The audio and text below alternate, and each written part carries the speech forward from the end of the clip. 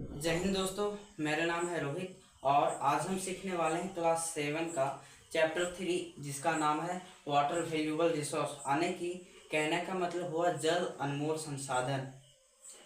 हम आखिर पृथ्वी पर रहते हैं, हम इंसानों का, जीव जंतुओं का वास है, लेकिन हमें जीने के लिए वाटर एक ऐसा संसाधन है जिसे वाटर हम लोग को जीने के लिए सख्त ज़रूरत पड़ती है। तो आज हम जल अनमोल संसाधन के बारे में विस्तार से देखेंगे और जानेंगे कि जल वैल्यूएबल संसाधन की क्या परिस्थिति है, इसके लिए क्या महत्व है और जल हमारे पृथ्वी पर कितना मौजूद है। तो लेट्स स्टार्ट, हम लोग चैप्टर को स्टार्ट करते हैं।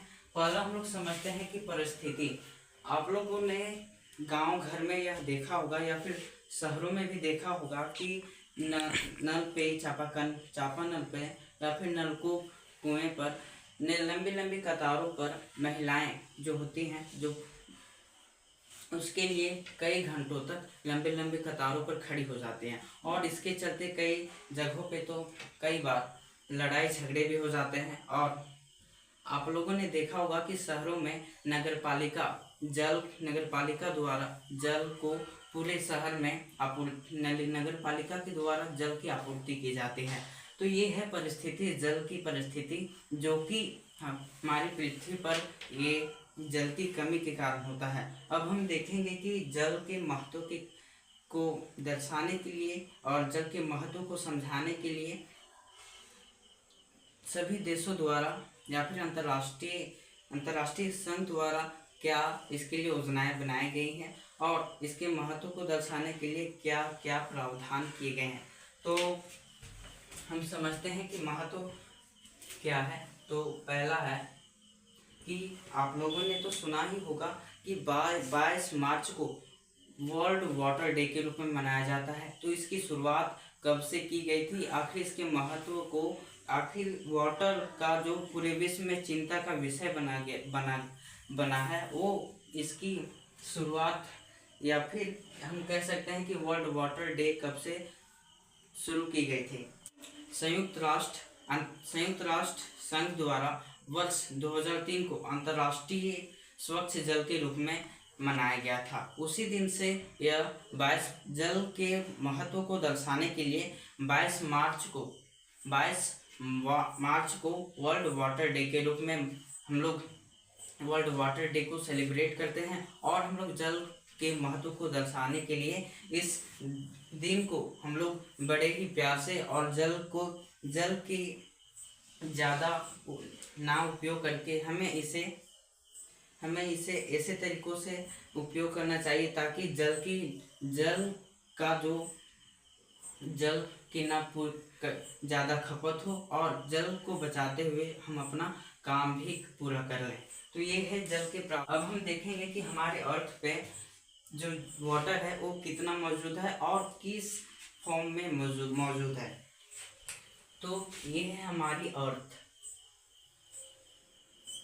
ये है अर्थ जिस पे हम इंसानों का वास है और इसमें जो 3/4 भाग वाटर ही प्रेजेंट है और बाकी 1% से हम इंसानों का वास होता है। 3/4 भाग जल ही मौजूद है हमारे अर्थ पे और बाकी 1/4 भाग जो कि हम इंसानों का वास है।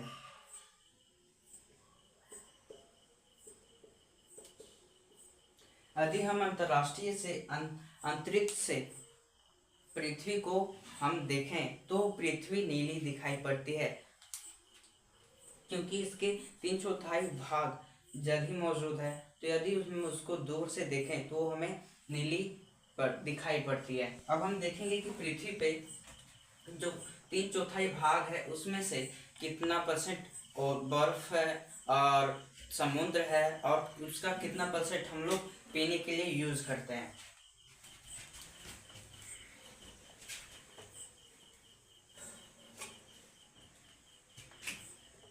आपको जानकर ये हैरानी होगी कि 97% समुद्र में खारे जल के रूप में उपलब्ध और 3/4 भाग पानी होने के बावजूद भी 97% उसमें समुद्र में खारे जल के रूप में उपलब्ध है, जिसका हम इंसान पीने के लिए यूज़ नहीं कर सकते। उसमें समुद्र से केवल हम नमक ही तैयार कर सकते हैं और उसको हम लोग पीने के लिए यूज़ नहीं कर सकते हैं। तो और 97 तो समुद्र में खारे जल के रूप में उपलब्ध है और शेष 2% जो जल है वो अंटार्कटिका और ग्रीनलैंड में बर्फ के रूप में उपलब्ध है। अंटार्कटिका और ग्रीनलैंड में बर्फ के रूप में उपलब्ध है, यानी कि आइस के रूप में उपलब्ध है। हम यह अंदाजा लगा सकते हैं कि अंटार्कटिका और ग्रीनलैंड में इतनी आइस जो मौजूद है, यदि ये अंटार्कटिका और ग्रीनलैंड का बर्फ अधिक पिघल जाए तो हम जितने क्षेत्रफल में हम इंसानों का आवास है, यानी कि 3/4 भाग छोड़कर 1% भाग जिसमें हम इंसानों का आवास है, यदि ये बर्फ गर्मी से पिघल जाए तो हम इंसान इसमें डूब सकते हैं। वहाँ इतना बर्फ मौजूद है और हम इंसानों का जीवन खतरे में भी पड़ सकता है। और ये तो हुआ 97% समुद्र में खरे जल के रूप में उपलब्ध है और 2% जो बर्फ के रूप में उपलब्ध है और शेष जो बचा यानी कि 1% वाटर जो केवल पीने योग्य है,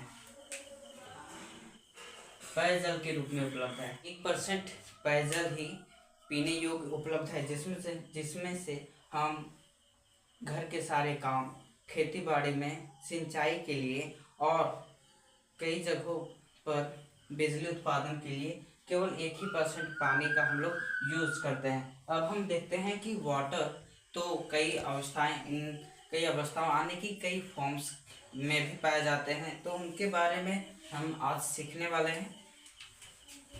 फॉर्म्स ऑफ वाटर यानी कि जल के प्रकार, यानी कि जल के रूप।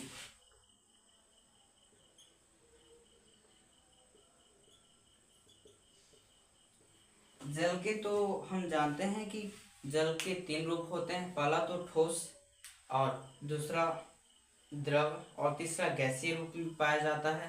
ठोस को आप लोगों ने बर्फ, ओला, जिसको ओला भी कहते हैं, वो हुआ जल का ठोस। और दूसरा जो लिक्विड फॉर्म, यानी कि जिसको हम लोग पीने के लिए, सिंचाई के लिए, घर की साफ सफाई के लिए आदि कामों में हम लोग उपयोग करते हैं, वो हम लोग जल के लिक्विड फॉर्म में होता है, उसका हम लोग उपयोग करते हैं। और जो तीसरा है गैसीय फॉर्म, पृथ्वी पर जो वर्षा होती है और जो नदी, तालाब, समुद्र में जो द्रव्य होते हैं वे हैं द्रव रूप, और द्रव रूप वो तो लिक्विड फॉर्म हो गया। और जब सन की लाइट की गर्मी के कारण वही समुद्र, पानी, नदी, तालाबों इत्यादि जब वह सूखते हैं तो वह वाष्प के रूप में जलवाष्प का रूप ले लेते हैं, उसी को हम लोग गैस का फॉर्म कहते हैं। तो इसके 3 फॉर्म हो गए। पहला तो लिक्विड,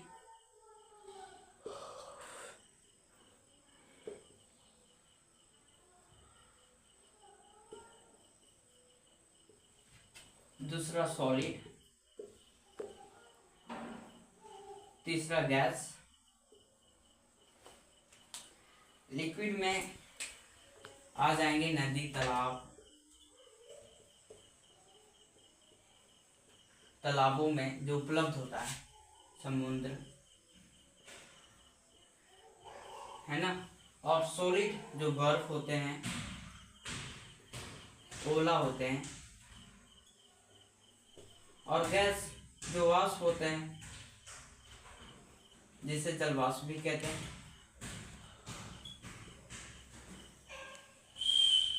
अब हम यह समझेंगे कि आप तो हमारे पृथ्वी पर वर्षा होती है और फिर वर्षा होकर हमारे पृथ्वी पर फिर से जल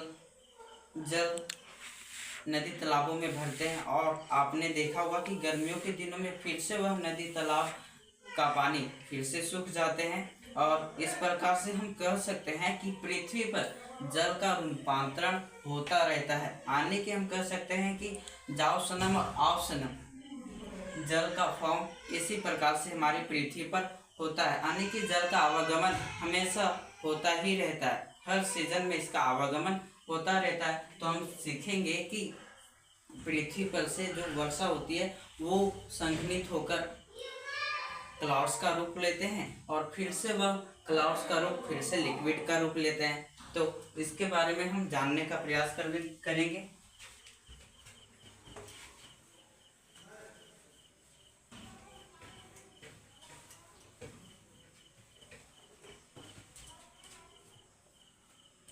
ये तालाब, नदी और कुएं का चित्र है और इसमें से जो वाटर का फॉर्म होता है वो लिक्विड फॉर्म में प्रेजेंट रहता है। और ये हैं क्लाउड्स, जिसको हम बादल कहते हैं,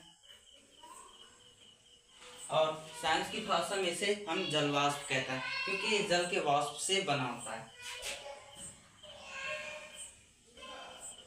अब हम देखेंगे कि यह क्लाउड से लिक्विड फॉर्म में कैसे चेंज होते हैं और लिक्विड फॉर्म से ये वाष्प के फॉर्म में कैसे चेंज होते हैं। ये और यहाँ हमारा होगा सन, ठीक है। अब ये सन की लाइट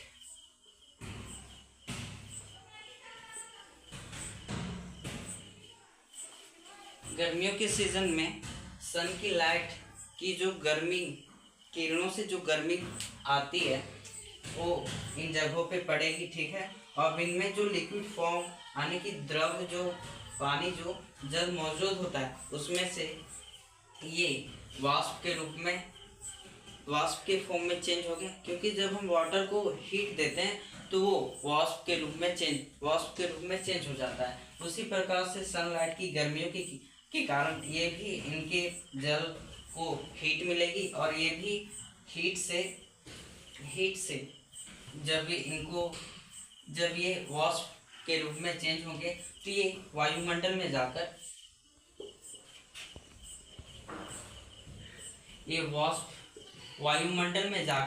क्लाउड्स का निर्माण करेंगे। ये क्लाउड्स का निर्माण करेंगे और जब पेड़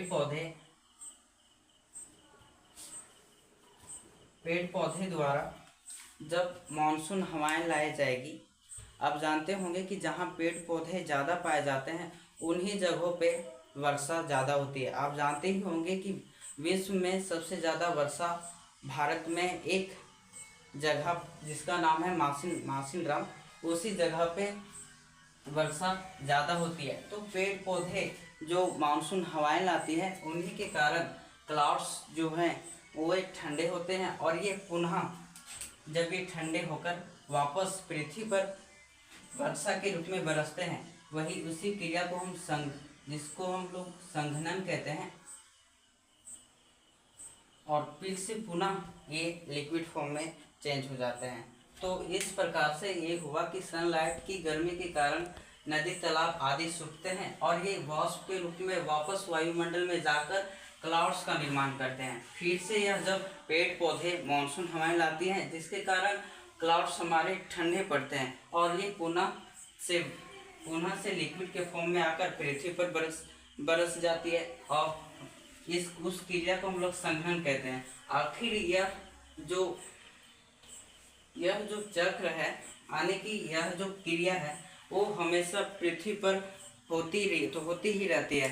एक समय ऐसा आता है कि बादल बरसते हैं और फिर से नदी तालाब समुद्र आदि भरते हैं, तो उस मौसम बरसात का जो मौसम होता है उस मौसम में नदी तालाब आदि भरते हैं और फिर से जब गर्मियों का सीजन आता है तो गर्मियों के सीजन में तो सनलाइट की गर्मी बहुत होती है।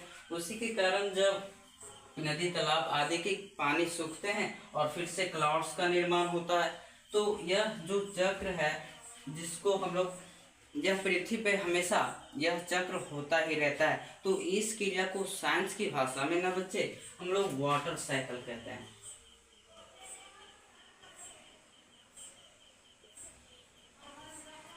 वाटर साइकिल जिसको हिंदी में जल चक्र कहेंगे। अब इसको हम लोग इसकी परिभाषा को सीखते हैं कि इसको हम लोग परिभाषा क्या देंगे इसको, और फिर से हम लोग इसके बारे में पुनः चर्चा करेंगे। अब इसका हम परिभाषा की बात करेंगे कि जब जल पृथ्वी से वायुमंडल और पुनः वायुमंडल से पृथ्वी पर आने की वर्षा के रूप में आते हैं, यह क्रिया पृथ्वी पर हमेशा चलता ही रहता है, जिसे हम जल चक्र यानी कि वाटर साइकिल कहते हैं।